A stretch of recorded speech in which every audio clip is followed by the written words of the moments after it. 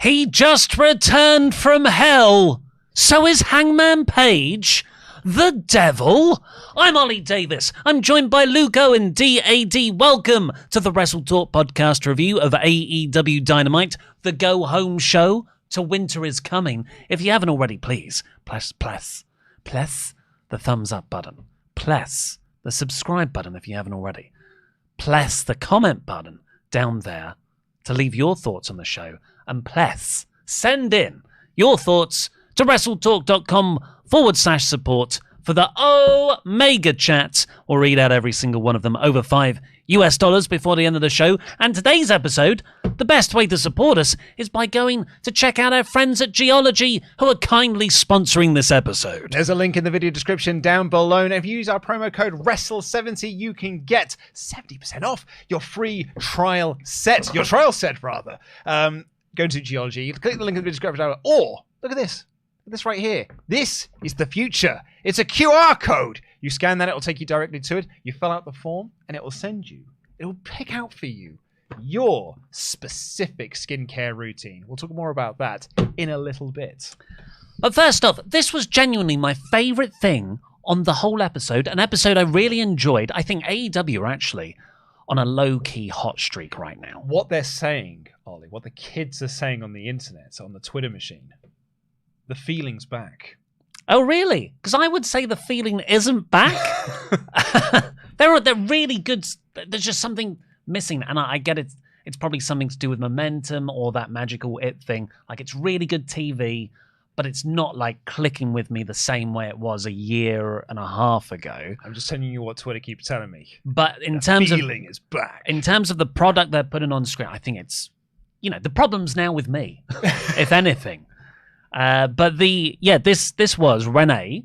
She's about half an hour into the show. Renee's outside MJF's dressing room, and she's waiting to do an interview with him. When Hangman Page walks into shot, first time we've seen him since he lost to Swerve at Full Gear. And he quickly just says, like, oh yeah, I couldn't travel because I had my head smashed in with a cinder block. It's a pretty good excuse right there. I like that they tied up that loose end. Yeah. And then he cut a promo on Swerve. Yeah, what he effectively did was say, like, look, I know this is max interview time, but if you need an interview, I can do one right now. Just quite politely to be like, oh, hey, I can chat if you need to fill time on the show. I can talk. And yeah, he cut this promo on Swerve by being like, this is not over. Like, you broke into my house. You cut a promo on my kid. And I took something from you in that match. Like, you are not the same as you once were. And this is not over. So this becomes really, really fascinating when you look at this bit of text through the lens of what came 30 seconds later. Because he says this stuff, cool. I didn't even think about, well, what did Hangman take from Swerve? Whatever. Blood. Blood. He drank. He literally drank his blood. Yeah. And he also said how you didn't beat me clean. You needed Brian Cage and the embassy to interfere on your behalf. But later on, just a spoiler, MJF accuses Hangman of being the devil. First off, wow. Yeah. Hadn't even thought of that. In this same segment, it should be said. So, like, Hangers, he kind of finishes cutting his promo. In this time, Max has left his dressing room to do the promo segment that he was booked for, the interview segment he was booked for with Renee. And just is kind of like, all right, you done? And Hangman was like, yeah, no, I'm done. You can have your interview now. I don't want to step on your toes. And then Max just goes like, I have to wake everyone up after that boring promo.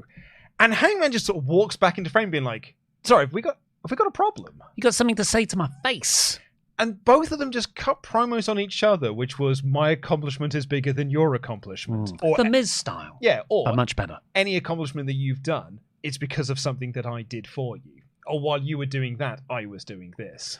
Yeah, it's like Max won the diamond ring. Oh, I beat you, Hangman Page. Or Hangman Page is like, I was a world champion before you. Yeah, well, only lasted 6 months. Really nice back and forth. And it gets to Max saying, well, I think you're the devil. And then Hangman says, well, no, I think it's obviously you, Max. Yeah. And then you're like, wait a sec, I've never thought about Hangman Page being the devil.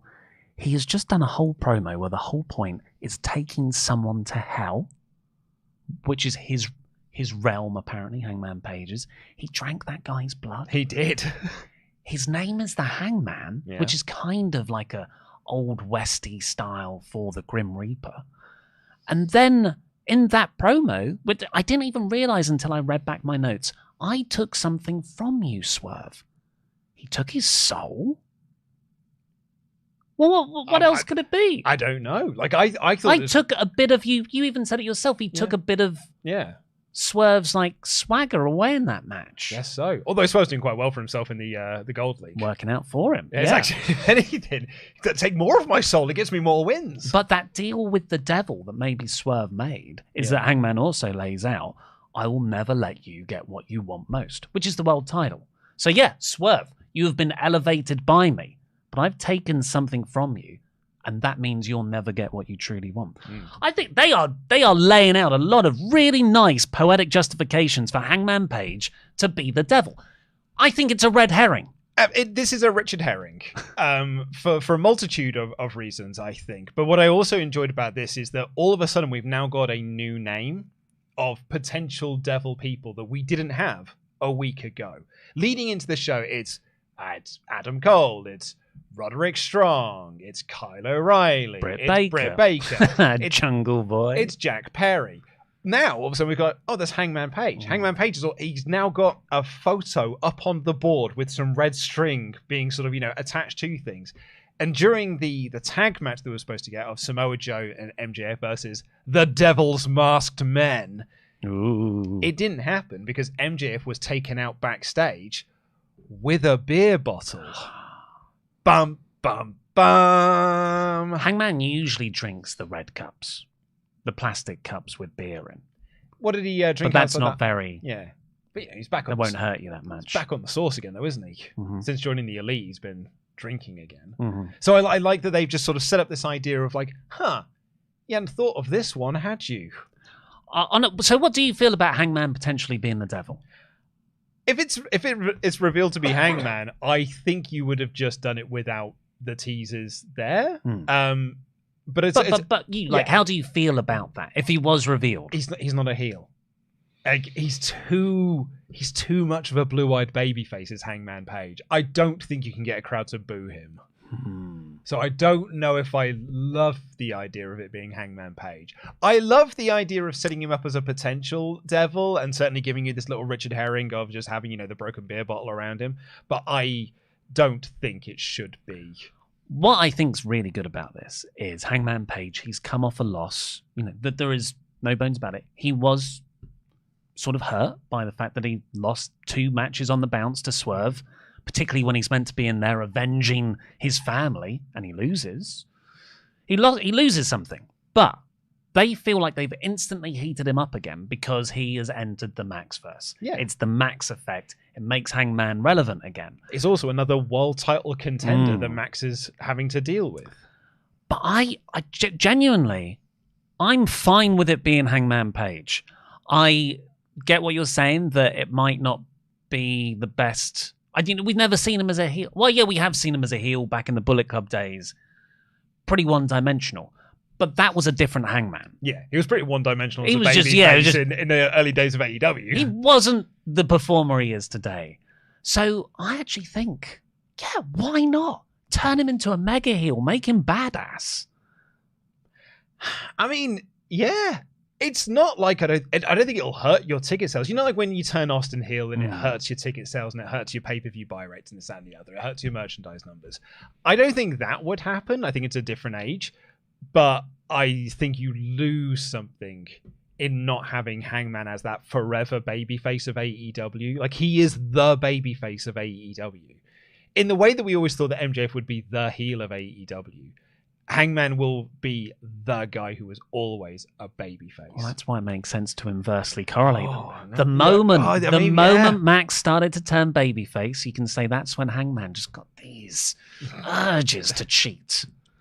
Yeah, I mean, he's got a dark side. He has, maybe. I think you'd have to do a pretty good argument to convince me that it's a good idea. Because also you got to try and stop me from thinking it's Britt Baker, which, it is. It's going to be Britt Baker. I'm saying that now. It's going to be Britt Baker. That's why she's complaining on Twitter. That's why she's complaining on Twitter. And I think Jungle Boy is also and I think that's why the story was planted in the dirt sheets that we're struggling to think of creative things to do with Jungle Boy because they've already got a creative thing for him. He's one of the Devils.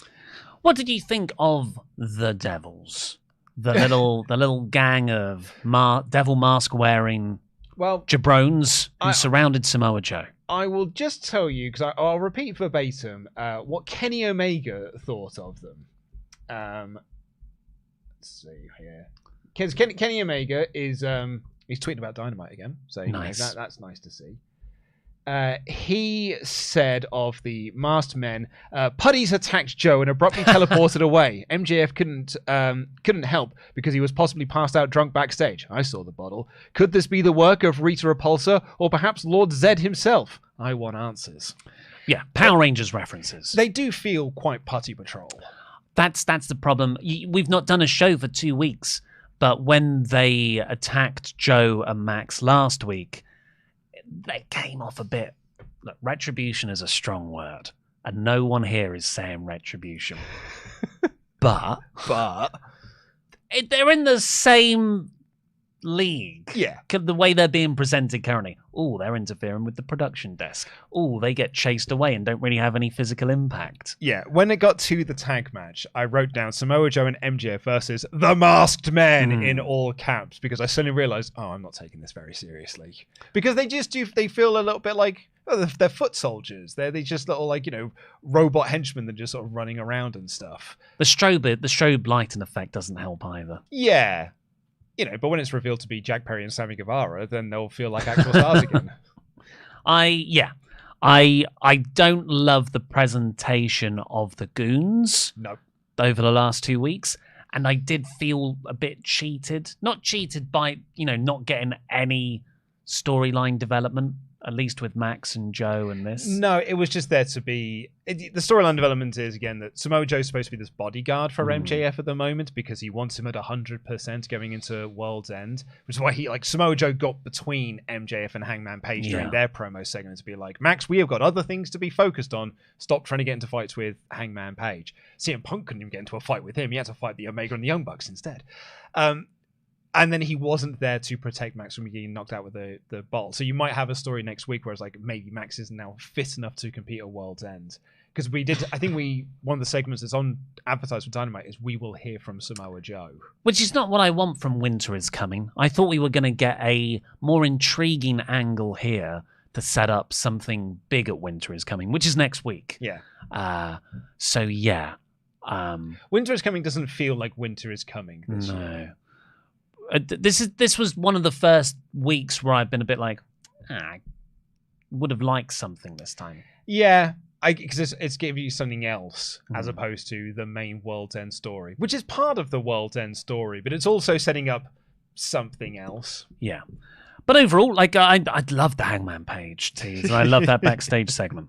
Let's see what you all think on the Omega. Oh no, before we do that, let's say thank you to our wonderful sponsor, Geology, for this episode. So, I'm a dad. You're a dad. I don't have a lot of time, really, in my day and in my routine because I've got to clean up poopy nappies and stuff. I've got to try and get the kid up, just trying to get her to brush her teeth in the morning before I have to take her to nursery. So what I need is a skincare routine that effectively just does it for me, and that is Geology. You're going to really struggle there because I'm the one that's in focus, unlike yesterday's news. So Geology is a service. You go onto their website. Sorry, it's because I've that's been traveling in my bag. That's why. Because I brought this in from home. It's been an accident. So what it is you go onto their website and you fill out this questionnaire. The questionnaire will ask you what you want to get out of your skincare regime. And then they will tell you what you need. And they will give you things. So, for example, within this, I have got eye cream because I've got really bad bags under my eyes from a lack of sleep of being a dad. And that's one of the things I asked for, and they've given that to me. Not only that, they give you exactly what you need to do with this, how much you need to use, when you need to use it. And this is a set that was specifically designed for my needs. And since I've been using it, people have told me, your skin looks so much better now. Genuinely does. Thank you very much. It's been a really, really good service. They've been a great sponsor for us over the years as well. We've been working with Judge now for a number of years, and you can get 70% off your trial set by using our promo code WRESTLE70. Use the link in the video description down below, or by going to this QR code right here. Yeah, I've also been using it for a couple of years since they've started sponsoring us. And yeah, all the dried skin bits I become more aware of, can treat it better, particularly over the colder months. I just get all this dry skin around here. So slap on the moisturizer. Which means, so I'm just going to break a couple of things down for you. Because not only is it 70% off your trial set, you can also get up to an additional 50% off any add-ons and stuff. Whoa! So that means, this is a direct quote, that means you are getting over $49 in products for just $15. Jesus. Christmas is a time to save money. Yeah. Or the holidays is a time to save money. Get it for a friend or a partner or a family member. That actually, at $15, that's almost Secret Santa levels of budgets. Yeah. Which means there's what a great Secret Santa present that is. What a passive-aggressive way to tell your colleague at work they've got dry flakes of skin on their eyebrows. I would also just add as well, because someone has asked me in the comments, a nappy is what we refer to as what you would refer to as a diaper. Ah, yes. We call nappies over here in the UK. Well, let's get into our Omega chats. Andy Sandbox here with a big, generous chat. Thank you very much.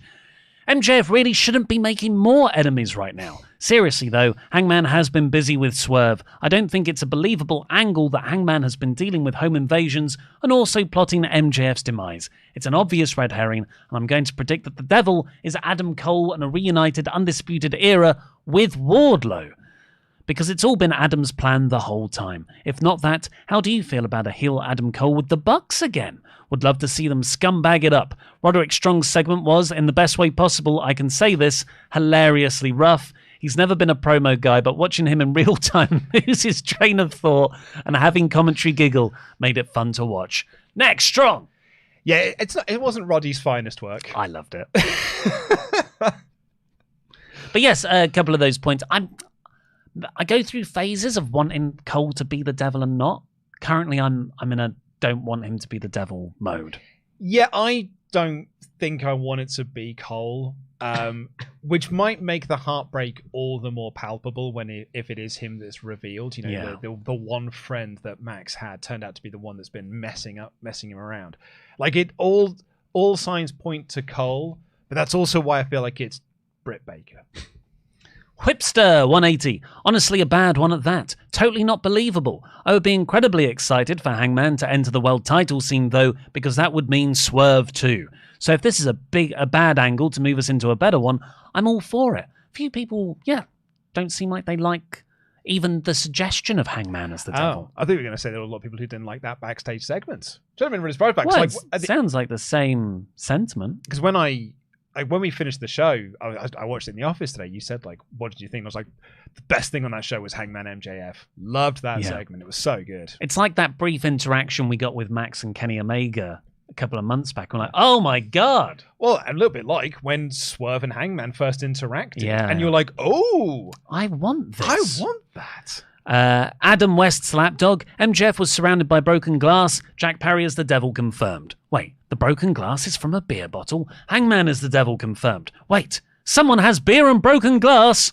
Stone Cold is the Devil confirmed. Oh man, imagine this. The WWE have got this dream match on their hands of Punk and Stone Cold Steve Austin, but AEW, we may have lost Punk, but we'll sign Steve Austin instead. Can you imagine hearing the glass shatter in AEW? I'm the Devil. It was me, you stupid son of a bitch.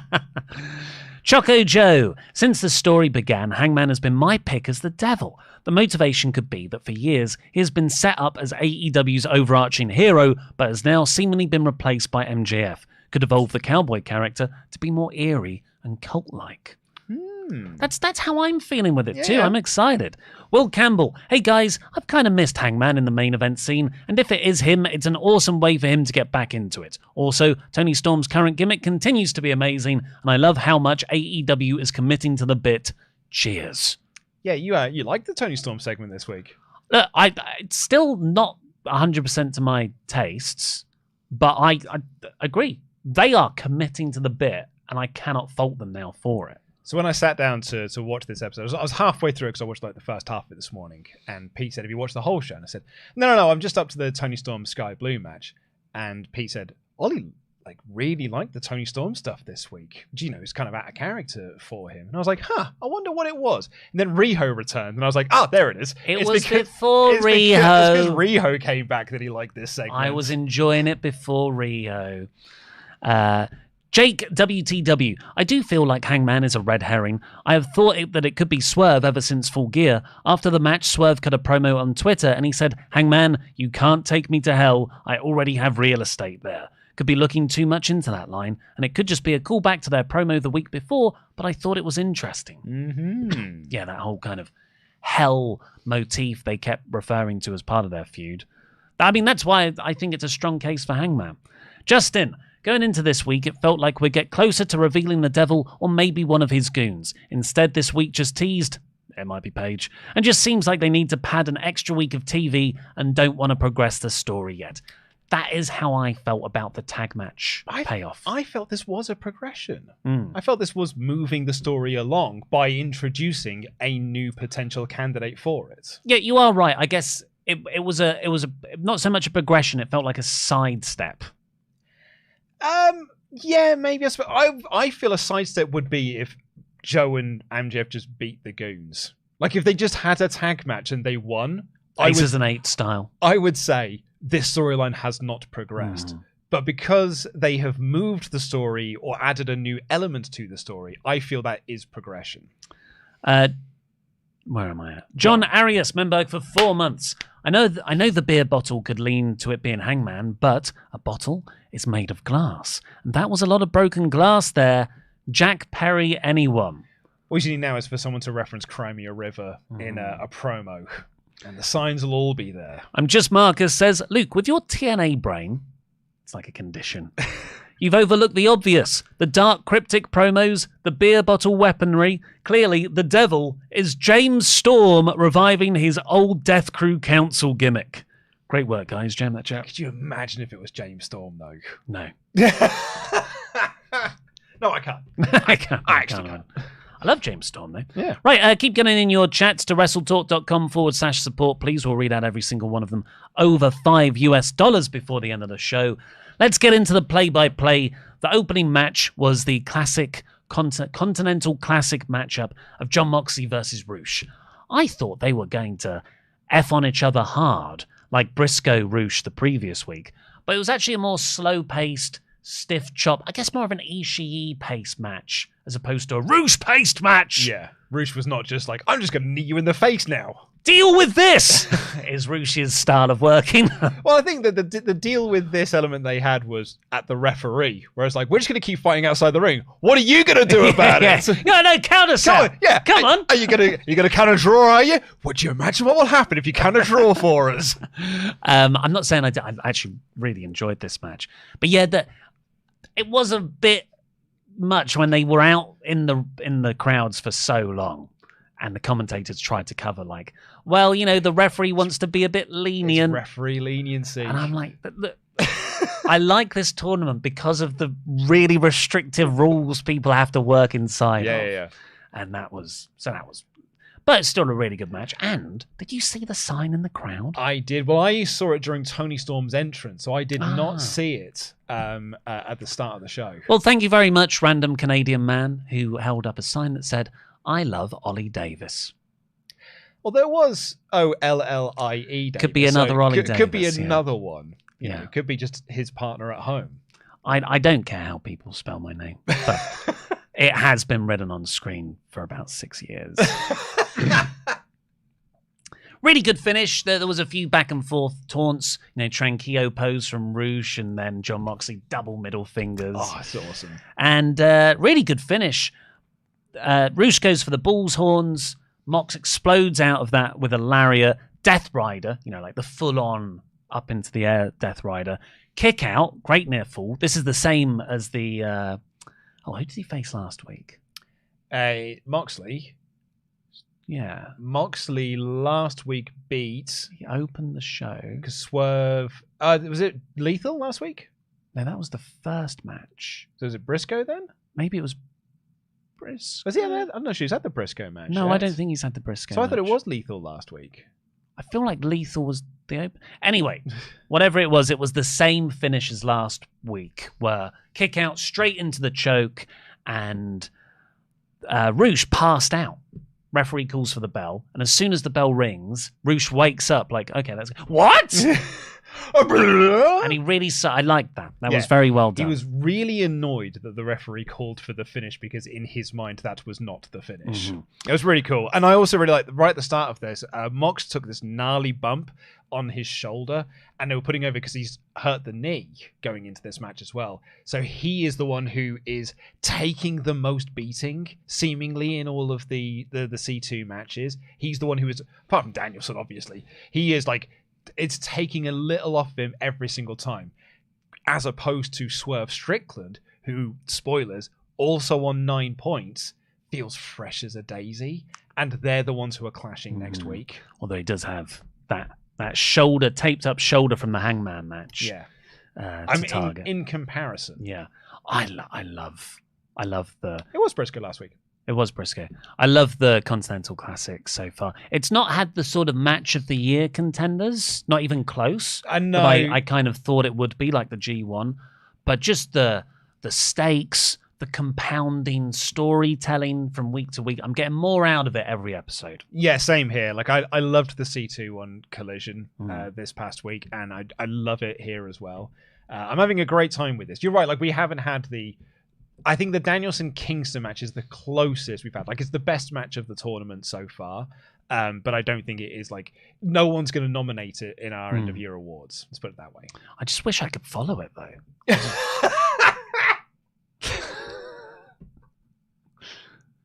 Are you telling me you get 3 points for it? Why don't you just get 2 points for a win? And what's a draw? Is it the grid system? No, that's confusing you. It's incredibly simple to understand. I don't know why people are struggling with it. This is on you. It's on you if you can't follow this very clearly explained tournament. It was Will Washington had my favorite. Will Washington, who works for AEW, I brought this on the Collision podcast. He just said, look, if you're struggling to follow the table, just look at the column on the end. It's got the total scores for you. But Luke, Brody King has 9 points, but he isn't at the top of that table. What? No, the table doesn't move order. Because it's a round robin tournament. There was a bit when I was watching some of these matches this morning where I just thought, can't we just do this all the time? Can't the whole year just be like 100 or a 40-person league? Everyone faces everyone, and it's just like... So you want the football, you want the Premier League. The Premier League for like a 6-month run of AEW television.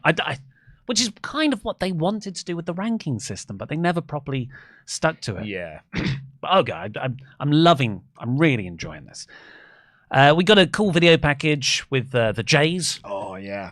Jay White and Jay Lethal, their history. I love that the point of this wasn't just that White is 1-1 in this tournament so far. He's 1-1 with Lethal in their like career history. This will be the third singles match they've ever had. Roderick Strong then comes onto the ramp with the Kingdom, and to talk to Renee, he had requested this interview time. You would have thought he'd have prepared a bit more for it. I liked it. I love Roddy's performance. I don't care if he stumbled over a few bits. And he's continued his gimmick now into just shouting anyone's name.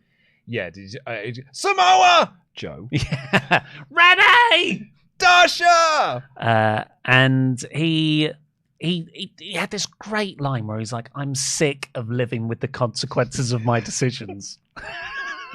It's like you've learned nothing. But he presented it like he was this noble baby face. All the struggle I've faced, I'm done with it. Particularly as well, because you've got Baven and Tennant. Baven. You've got Beavis and Butthead standing behind him, like holding their neck with their arms in the air, doing the neck strong thing. It is the goofiest act, but I do enjoy them. I love it. Yeah, Taven's giraffe hoodie he had as well for the next strong mascot. And he stood up. He said he's been held back far too long, stood up out the wheelchair. Everyone else is like, well, yeah, you've wrestled matches. But the Kingdom like, oh my God! On Collision, when he dove into the ring after the Kingdom's match and just hit his running knee and then leaped back out of the ring and fell into the chair and stuff. It's very good comedy. I'm really loving it. I've always been a huge fan of Roddy, and right now he is. I think he could have a really good 2024. Yeah. Then we had the backstage thing with MJF, Samoa Joe, Hangman Page. Really made the living universe of AEW outside the wrestling ring feel fully fleshed out. Mark Briscoe versus Swerve Strickland. Mark Briscoe needed to win this match. Yeah, he was in order to still, like, if he'd won here, it doesn't put him in contention, but if he loses, he's completely out of the running. It's mathematically impossible for him to get anywhere in the league. And he lost. He sure did, because Swerve Strickland also up to 9. Like, they are the leaders of the pack in the Gold League, both Moxley and Swerve on 9. Really liked the match. A very decent match. Swerve working slightly heel, because you have to against Mark. Like, who's gonna boo Mark Briscoe? Yeah. And well, that Swerve's a heel anyway. Yeah, well, he has worked face the last couple of matches. In fact, all the matches, it's Lethal and Jay White so far. He's worked face, and the crowd have treated him as such. But this one here, he just works slightly heel. But I think we're gonna have to start considering him a tweener face soon. I loved the suplex over the barricade to the floor, like a really, really gnarly bump. And the finish was so good because Briscoe got the knees up off the 450 to lead to a near fall. And he runs wild, goes up for the froggy bow. But Swerve gets the knees up on that for another great near fall. And when they did the 5-minute call, I thought they might go to a draw. I thought this could be our first draw. Wait, have there been any draws in the gold bracket? No, not in the Blue League. Blues, yeah, sorry. Because I just didn't want Mark to lose. Yeah, I didn't want Swerve to lose either. I was really pulling for Mark. That's kind of like the brilliance of doing this sort of round-robin tournament. So you have people you want to see do well. Like, I wanted to see Mark do well in this tournament. Yeah, so to have him lose 3 on the trot, so Moxley, Roosh, and Swerve here. I just I've got my quibbles with the booking of the tournament so far, and this would be one of them. I'd have him have a draw, not have 2 people get counted out on this same episode, because we had Jay Lethal lose as well. Here's my counter to that, because it's only just occurred to me. That might be the final match of this tournament, of the Gold League, rather, is Briscoe versus Jay. Both of them on 0 points. And obviously with the history that they've got, they had the Jay tribute match earlier this year. But the thing they were putting over on commentary so hard on this is that, because Mark can't win the league now. Mathematically, he cannot win the league or even get close to winning the league. But he still needs to perform, because he needs to show that he belongs in the league next year. So now you're going to have this match between Mark and Jay, both on 0 points, desperately trying to get a win because they want to have another crack at this next year. And I think that's actually going to add quite a lot of really good emotional stakes to that match. I like that story. I think you could have done that with having Mark get eliminated next week and not have them both get eliminated here. That's fair. It just reduces the potential winners early on. And also a lot of technical pins. It's just like people aren't winning with their finishes as much. I feel like it's because they're trying to protect the competitors, because you can't have the outside interference. But I would prefer some just straight up finisher-led finishes. Well, he won with the Swerve Stomp. No, he didn't. Was it a roll-up? DVD. Oh no, he did win with a Swerve Stomp on this. Sorry, that's my fault. It's because there were the near falls earlier. We had Jay. Jay won with a roll up, and I think that only stood out to me because the Toni Storm match that came before also ended with a roll up. That's why I made that note. Yeah. But yeah, really good stuff. Mariah May tells Renee that she's not going to reveal who her debut match is against. I think that's next week. Is it? It's whenever it is. Yeah. Because tonight is all about Storm, referencing All About Eve.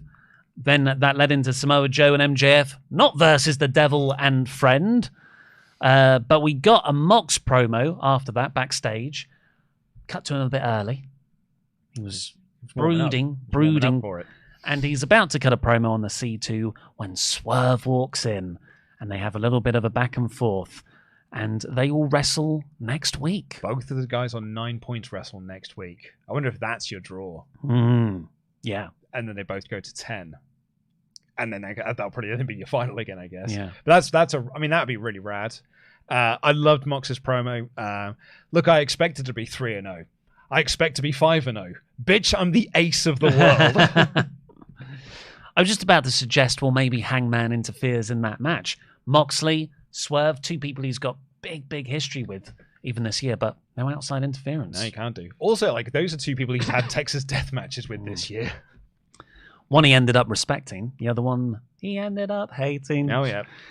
After that, we got Toni Storm versus Skye Blue. Really fun packaging here. I mean, we don't get Turner Classic movies over here, so I'm not familiar with Ben Mankiewicz, but he's obviously that's a really nice idea for him to introduce Toni Storm's entrance. Felt like a pay-per-view level entrance. It really did. It was.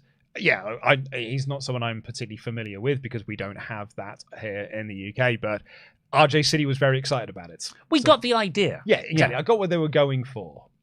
And then, we've already alluded to this. Despite me loving classical Hollywood cinema, I'm just not into this character. Is it not French expressionist enough for you when you talk about your classic cinema love? French expressionism. It's actually French poetic realism, if we're going to get into the nitty gritty of Jean Renoir. But I applaud them for how coherent this is. What I took against really was the Shida match, where I felt like this Shida title reign, it's the women's championship on pay-per-view, and it's treated like a second fiddle to this, stuff that wasn't vibing with me with Toni Storm. But this match, it just got the balance right for me. Mm-hmm. The offense, the bits of the gimmick within her offense, but also I enjoyed the wrestling match as a wrestling match. Yeah, it was a very, very good match. I really enjoyed these two working together, and Toni had some new things within her arsenal. She did a big wind-up punch, as Ollie's demonstrating there. Really popped me. She also had a moment when she got a little piggyback off of Luther and sort of dragged Skye Blue off the apron. Yeah, very, very fun. It's silly stuff, right? But I enjoyed that. I also very much enjoyed Skye Blue doing the hip attack. She did Sweet Cheek music of her own. And Storm kicked out of the Code Blue before hitting Sweet Cheek music, the most devastating move in all of professional wrestling. But then Skye Blue reversed the Storm Zero pile driver. Right away. Right away. And I was like, whoa, into a jackknife. And then Storm rolled that through into a pin of her own with a very deep cradle for the win. I thought it was a very, very good match. And Toni Storm, there was also earlier, going into the break, I believe, Toni Storm hit her sort of running hip attack into the barricade. Yeah. And Skye Blue just sold it like she was dead. Really, really liked this. And then Rio made her return afterwards. So there was a face-off there, setting up, Rio's tri-monthly return, and then he's on board. Go away. It's a private joke. That's a joke that will make sense in about 2 weeks' time when the video goes out. But yeah, she's just, let's be honest, she's here to work a couple of weeks, lose, and disappear for 6 months again. So, I think the key to this is they put over on commentary, Mariah May disappeared. So, Mariah May was at ringside for this match because she wanted to be there to see her idol, the person she respects the most, get this win. But once the match finished, she was no longer there. And then Riho came out. What if Mariah May setting all of this up?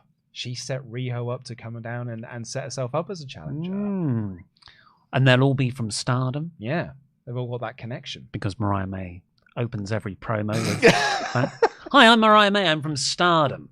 It's like, hi, I'm The Miz. I'm a X-Time World Champion. I main event in WrestleMania. I'm a 2-time Grand Slam winner. Yeah. Also, another thing we should point out, in the match, they kept cutting to black and white for Tony's close-ups. Yeah. Didn't work every time, but again, I appreciated the effort. I said this on Raw as well. I can't remember what I said this in reference to, where it's like, It's not something I love at the moment, but I cannot deny that it's over, and in which case it is working. Yeah. This is over. Yeah. This character is over with the audience. Like, they are really, no matter every time she goes out, this crowd really like to see Toni Storm. Yeah. And it's good for the women's division, because although it's only one match for the episode again, this felt like a nutritious meal, as opposed to just the table scraps the women's division usually gets thrown. Yeah. This was something of substance. This was not a 3-minute Abaddon versus Kira Hogan match that we had on Collision. Abaddon's another one, isn't she? Like, returns to win a number one contenders match, disappears away for 6 she's back again. Is she? Yeah, she won on Collision and set up a TBS feud with Julia Hart, and now she's on Rampage this week. Wow. You know, and well, yeah, she's not going to be Julia Hart, and then we'll probably see her again in October around Halloween.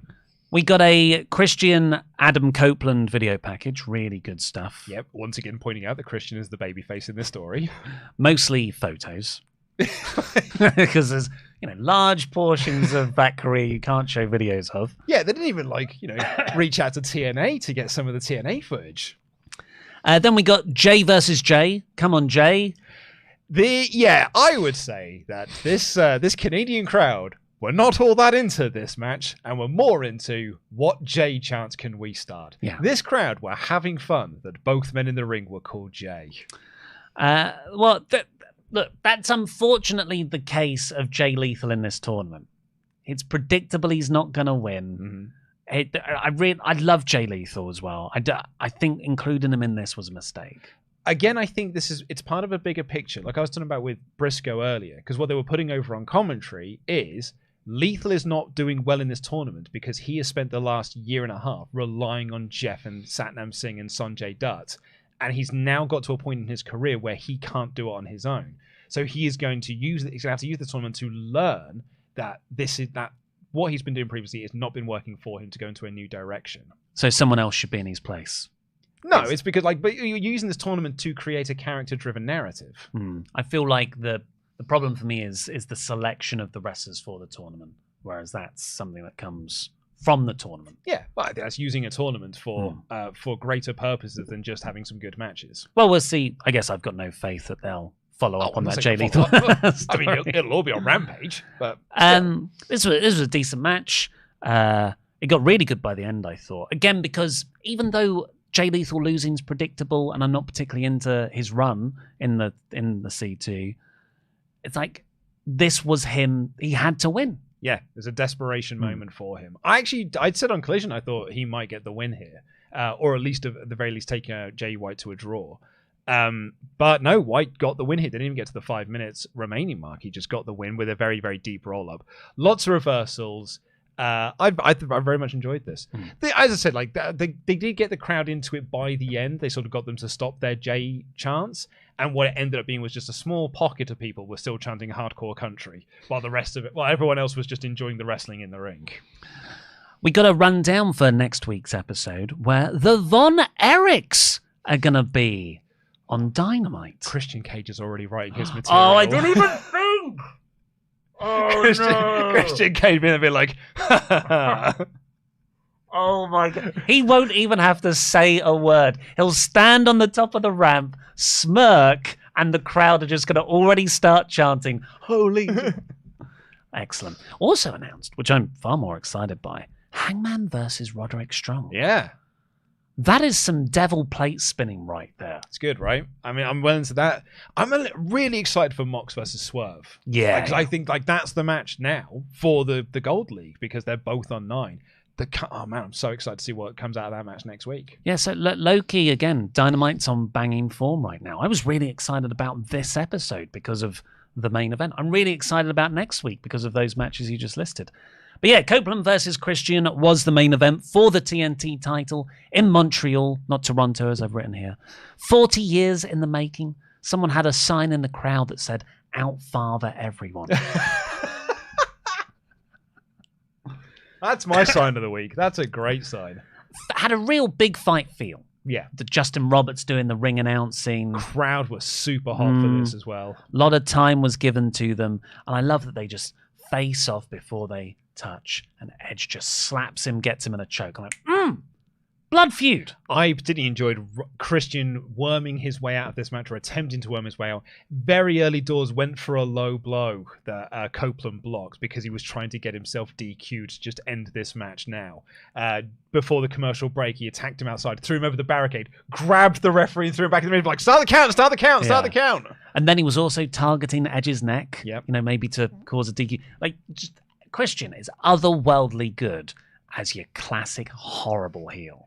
I saw someone on Twitter today say, you can tell that Christian Cage was leading this match because it's Edge's best match in years. Oh, that's unfair. I just had loads of good matches recently.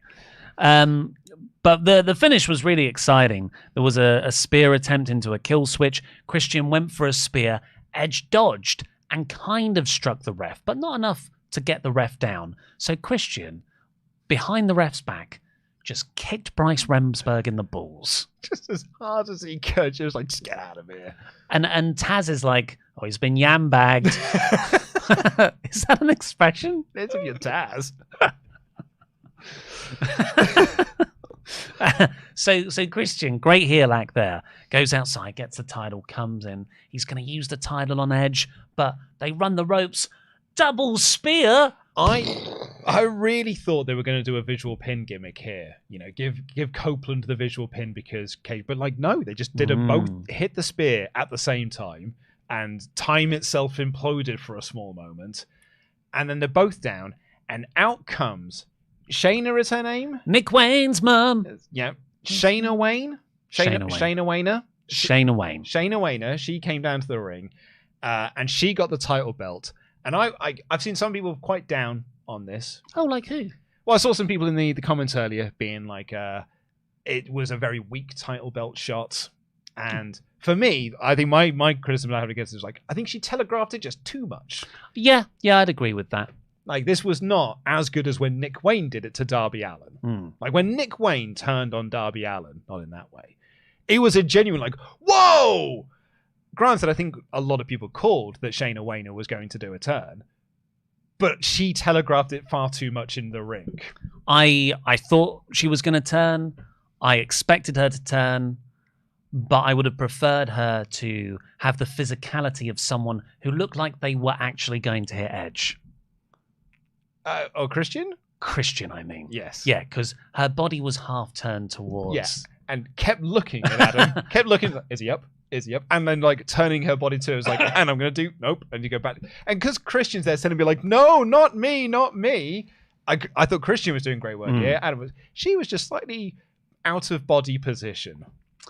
But she did attack Copeland. You would say she turned heel on him, but let's be honest. Edge turned heel on her last week. Yeah, because Christian's the babyface in the story. I don't want to keep harping on about this, but he really is. He is the guy that can to keep scratching and clawing to get opportunities, and Adam Copeland just keeps swooping in and stealing them away from him. Let's zoom back a bit more as well. So, from Shayna Wayne's perspective, Shayna Wayner.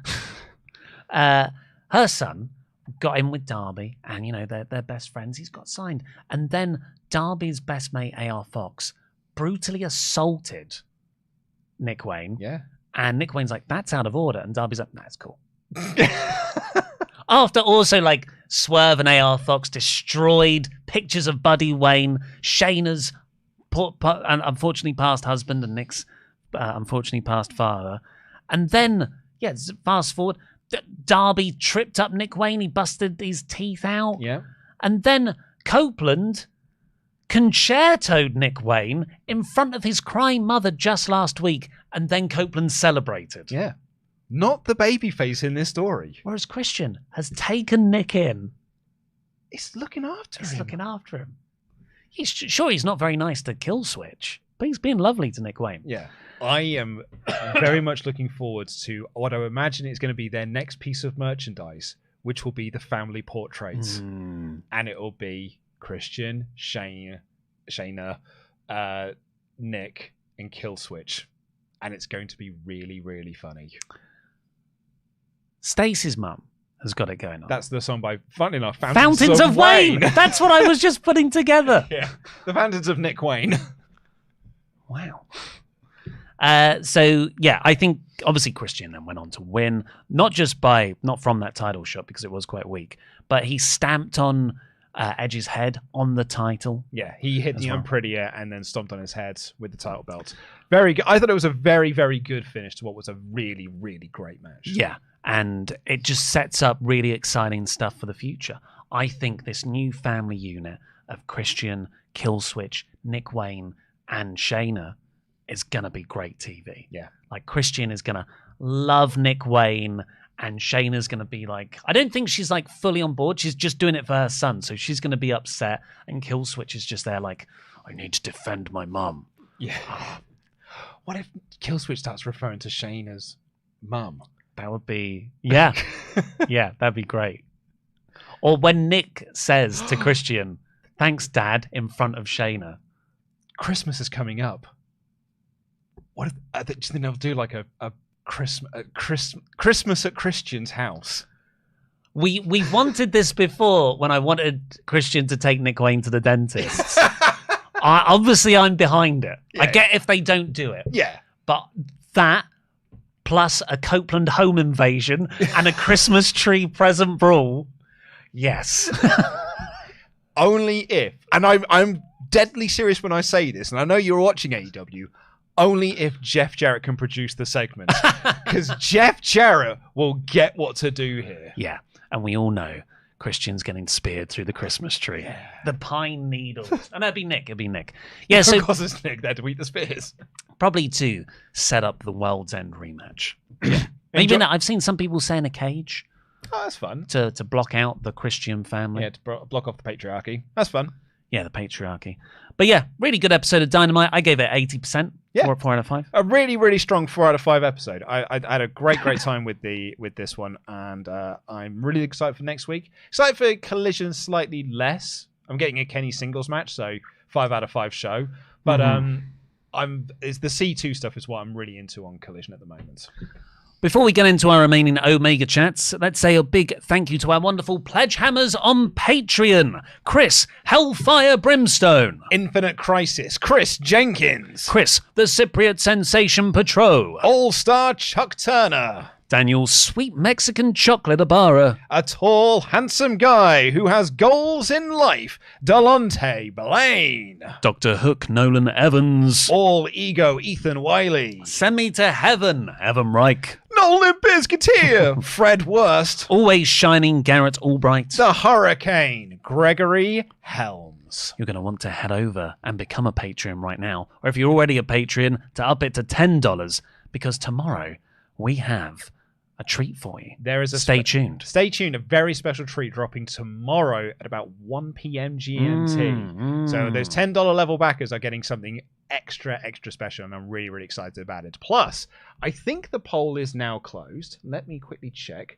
for what you and I will be doing for WrestleTalk Extra. Oh, yeah, that's our other show we do there. That is our other show. Let me just check. Has the poll closed? Scroll. Come on, Patreon. The poll has ended. So I can reveal ROH Final Battle 2012. 16% of the votes. We're going to do a deep dive, long form podcast review for Patreons only on whatever show wins. Armageddon 2008, 29% of the votes. That's because high. It was in a 2-horse race with WCW Starrcade 1997, which has won with 36% of the vote. What's on that show? That's the Sting Hogan match. Oh. That's the one. It's the Bret With Nick Hart. Patrick. Yeah. It's the Bret Hart first pay-per-view. Oh, that Observer is going to be crammed. It's WCW's biggest show ever, and they biffed everything they possibly could. Oh, it's going to be awesome to do that. Oh, that's good. I'm rewatching the rise and fall of WCW. At the moment, really? So that I can bring some information to the party. I say because I've been listening to the that Nitro book, which is really, really good as well. So yeah, unfortunately, everything else didn't come within an arse's roar.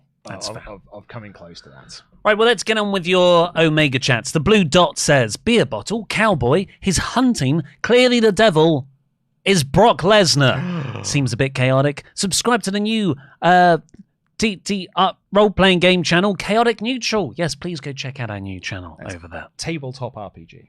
Spencer Trainer. Hey boys, gotta donate one more time. Apparently Kyle O'Reilly has been backstage. So what do you guys think about United Empire, that would be? No, Undisputed Era. It's like my brain can't work. Plus Kingdom and Wardlow for the Devil. I'm excited to hear he might wrestle again after the rumors he was done. I adore Kyle. Cheers, boys. Yeah, I mean, Kyle was something like from the very the first episode we did about the Devil when they were first revealed on screen. I was like, Kyle O'Reilly makes a lot of sense. Like, if he can come back, if he's ready to go, you put Kyle in there with Strong and Cole. All of a sudden, yeah, you've got the Undisputed Era. Maybe you can bring Bobby Fish back. Where's the lie? Where's the lie? Golden Knights fan 84. Hey Luke and Ollie. I don't know how people can jump to the conclusion that Hangman could be the Devil. They've clearly spoiled it last week with the written segment on the Tron alluring to, "Are you a hero, Max?" It's Cole because that was a Borderlands reference. I mean, I don't think that's such a big giveaway, but it's an interesting detail I hadn't noticed. Yeah, I'm not sure. I don't know if that is as much for people to be like, how did you not see this? Blake Whitehouse, big donation, thank you very much, says, so is Ring of Honor to AEW what ECW was to WWE? Yes, we've made this take in the past, haven't we? Yeah, we were talking about this on the Collision podcast. Before you say, it's basically their NXT, ROH, and ECW were both purchased by the hottest company at the time, only to quickly become a shell of its former self because they didn't know what to do with it. Both brands had gorgeous belts before being replaced with brand silver-plated belts. Both brands mainly pushed older guys the company had no real plans to push, Kane and Big Show. Eddie turns 42 next week, and he is the youngest ROH champ since Tony Khan bought the company. As much as we want ROH to be AEW's NXT, ROH and NXT have a pay-per-view in less than 2 weeks, and no one cares about Final Battle. MJF has been the ROH Tag Champion for almost 4 months, and John Cena has appeared on NXT more times this year than MJF has on Ring of Honor. ROH is WWECW. Yeah, that's pretty much verbatim what we said on the Collision podcast this past week. It is their feeder system, and they are calling up acts. The Righteous were called up through NXT, through Ring of Honor, but it feels more like ECW. Yeah, it doesn't feel like a feeder system to me. It feels more like what Blake said there, which is a place to put the people you don't know what to do with. Yeah. Like that Athena's been down there for so long. Carrying that company. When your women's division on the main roster is crying out for stars. Big acts. I'm just like... Look, I think next year Athena gets out of the Ring of Honor hole, back up to the main roster, if you will. But it's a place that has a world champion that's not there a lot, a tag champ that's never there, a TV champ that just let go of the belt. Like really, that place only has 2 titles. That's the Pure Championship and the Women's Championship. And it's funny actually because we were talking about this on the Collision podcast. I was like, the Final Battle ticket sales are really poor. But what's funny, someone did actually bring this up in the comments, and it's something I do agree with, is that, yeah, ticket sales are poor, but it's also better than what Ring of Honor was doing before it went under. Yeah. So, in the pandemic. Well, even before then. Like, it's kind of amazing to be like, man, Ring of Honor ticket sales are so low. And it's like 3 years ago, Ring of Honor would have loved to have had ticket sales that good. Yeah, but they didn't have so much exposure on national TV. Do they have exposure on national TV now? Yeah, way too much. Johnny All-In says, Adam! Love Matt Taven's giraffe jumper. Hard to say. Lovely little touch. Give this group a run with the trios belts, Tony Khan. Great episode as always. Great crowd. Merry Christmas to the WrestleTalk squad. Well, that would require them to care about the trios belts. Kid Cutty. AEW really been testing my patience and suspension of disbelief lately. Most of the matches are long and drawn out, with about 50 finishers, only 4 of them to win by roll-ups. Roddy and Tony Storm's gimmicks are still more aggravating than good, in my opinion. And Edge and Christian just had a 40-year-old feud ending in Nick Wayne's mum light belt tap heel turn that only makes sense if you squint really hard or use mental gymnastics. Shake my head. Hangman was busy when this devil stuff was going on, too, so doubt it's him 60%. No, the Nick Wayne mums actually makes the most sense. Yeah, I think what Kid Cudi is saying is just like from the physicality of the belt. Well, that wasn't the finish. Yeah, but I think that's quite harsh. Yeah. Well, I mean, Kid Cudi quite famously has never liked an episode of Dynamite. Yeah. So, Watchers. I don't think this was ever going to be an episode that would turn him around. The next person's name has been lost, so please do tell the moderators and we'll try and give you a shout out. It's a Streamlabs issue.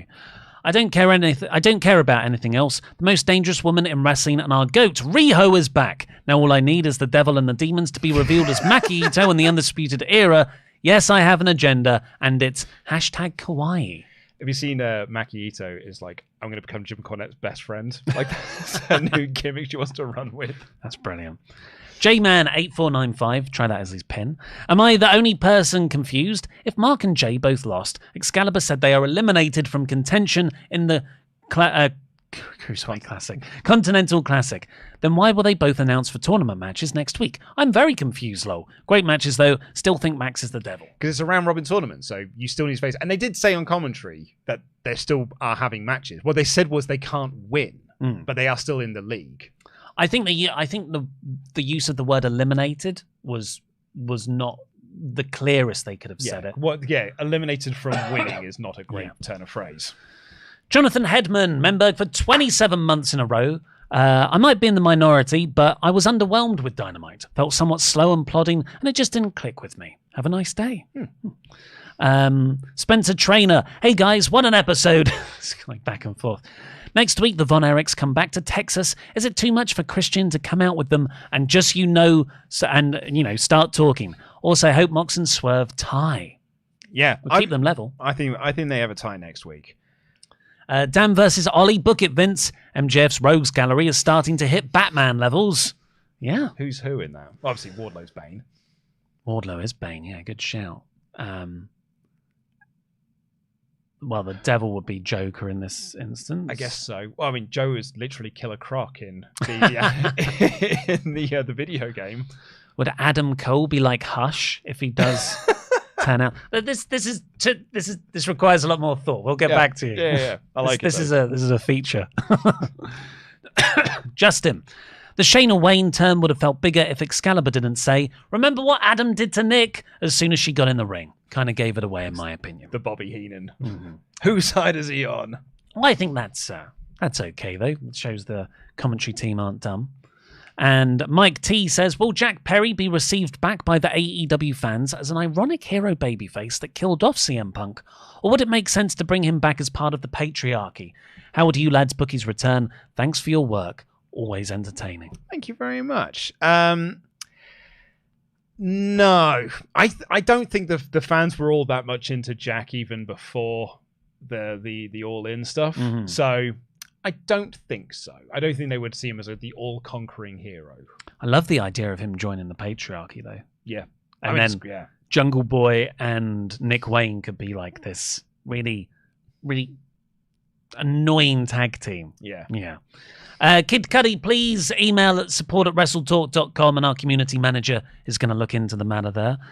Morland says, Edge saved Shayna Wayne from being concertoed and taught her son a deserved lesson after he wittingly handed Luchasaurus the chair to have her concertoed herself. How is Edge the heel? And what opportunities did he take from Christian? We just look at all the pushes that Edge got that Christian did not get. Although the famous JR line about this, which Dan brought up on the Collision podcast, is why did Edge get more pushes than Christian? Edge is 6'4".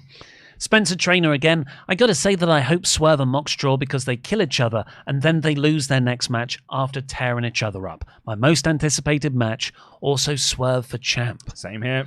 Yeah, that's a nice way of doing it. They both get 10 points, but then they don't win any more, and then they'll probably face each other again because they'll be at the top. Yeah. That's nice. Kid Cuddy again says, I don't hate watching. I say what people say in other podcasts that you guys skip over. Wanting them to do better isn't hate watching, and don't appreciate you presenting me like that. What I say matters, just maybe not to your demo, just saying. It was a joke. Yeah. But I think also there was a lot there that you said in your initial chat that, it's quite really what's the word? Overly critical of certain bits that, you could look past. Yeah. For instance, the little dinky shot from Shayna.